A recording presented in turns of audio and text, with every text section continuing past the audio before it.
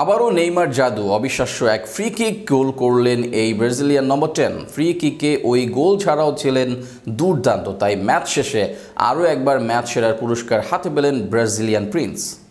আগের দিন নেইমার গোল করেছেন কর্নার থেকে। এর আগে পেনাল্টিতে গোল দেওয়ায় নেইমারের দারুণ গোলের জন্য দর্শকদের অপেক্ষা ছিল।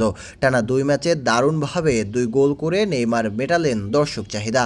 নেইমারের ফেরা নিয়ে যেসব লেখা হয়েছিল দর্শকরা অনুধাবন করতে পেরেছে সেসব আর কল্পনা নয়।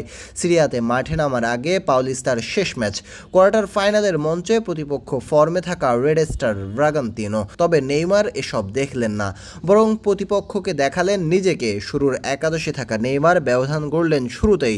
ম্যাচের 10 মিনিটের মাথায় আদায় করলেন গোল, সেটাও ফ্রি কিক থেকে। ডি বক্সের পাশের অংশে ফ্রি কিক পায় সান্তোস।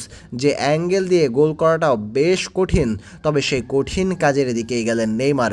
প্রথমে প্রতিপক্ষের 2 জন লাফ দিয়েও নেইমারের বল ঠেকাতে পারেননি। এরপর একজন চেষ্টা করতে গিয়ে হয় হিতে বিপরীত।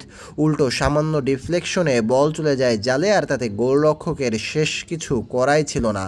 যে ফ্রি কিক গোল দিলেন নেইমার, সেই ফ্রি কিক অবশ্য আদায় করেন নেইমার নিজেই। ম্যাচের 8 মিনিটে তাকে ফাউল করেন প্রতিপক্ষের দলের ডিফেন্ডার পেদ্রো হেনরিক, আর সেই ফাউলে ফ্রি কিক পায় সান্তোস। যে ফ্রি কিক গোল আদায় করেন নেইমার, ফাউলের মাধ্যমে নেইমারকে থামাতে চাওয়ার কৌশল নতুন নয়, তবে নেইমার দেখালেন ফাউল করে থামাতে পারলেও ফ্রি কিকে তাকে থামাতে পারবেন না কেউ।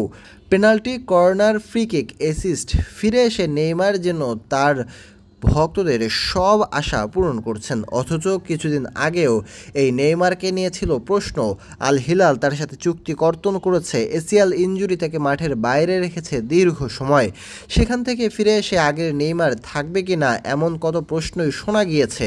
সেই সব প্রশ্নের জবাব নেইমার ধীরে ধীরে দিয়ে যাচ্ছেন আগামী বিশ্বকাপ বাছাই পর্বের জন্য। তাই এই নেইমারকে অনেকটা চোখ বুঝেই ভরসা করা যায়।